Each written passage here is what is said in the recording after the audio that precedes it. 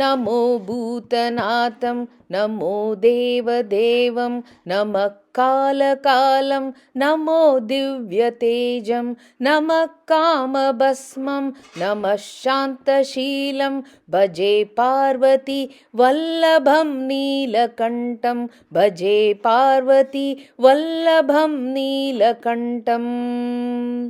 सदातीर्थसिद्धं सदा भक्तरक्षं सदा शैवपूज्यं सदा शुभ्रभस्मं सदा ध्यानयुक्तं सदा ज्ञानतल्पं भजे पार्वती वल्लभं नीलकण्ठं भजे पार्वती वल्लभं नीलकण्ठम्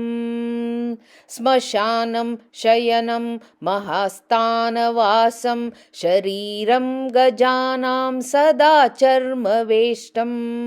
पिशाचं निशोचं पशूनां प्रतिष्ठं भजे पार्वती वल्लभं नीलकण्ठं भजे पार्वती वल्लभं नीलकण्ठम् फणिनागकण्ठे भुजङ्गाध्यनेकं गलेरुण्डमालं महावीरशूरं कटिं व्याघ्रचर्मं चिताभस्मलेपं भजे पार्वती वल्लभं नीलकण्ठं भजे पार्वती वल्लभं नीलकण्ठम्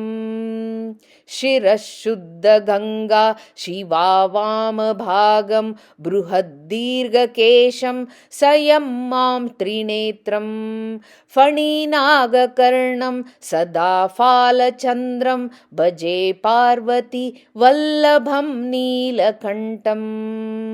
भजे पार्वती वल्लभं नीलकण्ठम् करे शूलधारं महाकष्टनाशं सुरेशं परेशं महेशं जनेशं धनेशामरेशं ध्वजेशं गिरीशं भजे पार्वती वल्लभं नीलकण्ठं भजे पार्वती वल्लभं नीलकण्ठम् उदासं सुदासं सुकैलासवासं धरानिर्जरे संस्थितं ह्यादिदेवम् अजं हेमकल्पद्रुवं कल्पसेव्यं भजे पार्वती वल्लभं नीलकण्ठं भजे पार्वती वल्लभं नीलकण्ठम् मुनीनां वरेण्यं गुणं रूपवर्णं द्विजैः सम्पठन्तं शिवं वेदशास्त्रम्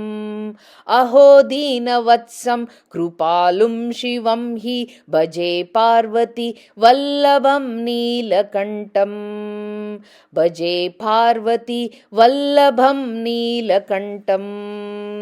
सदा भावनातं सदा सेव्यमानं सदा भक्तिदेवं सदा पूज्यमानं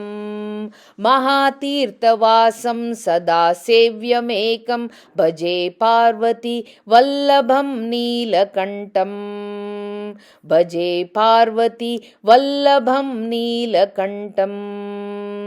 भजे पार्वती वल्लभं नीलकण्ठम् श्रीकृष्णार्पणमस्तु।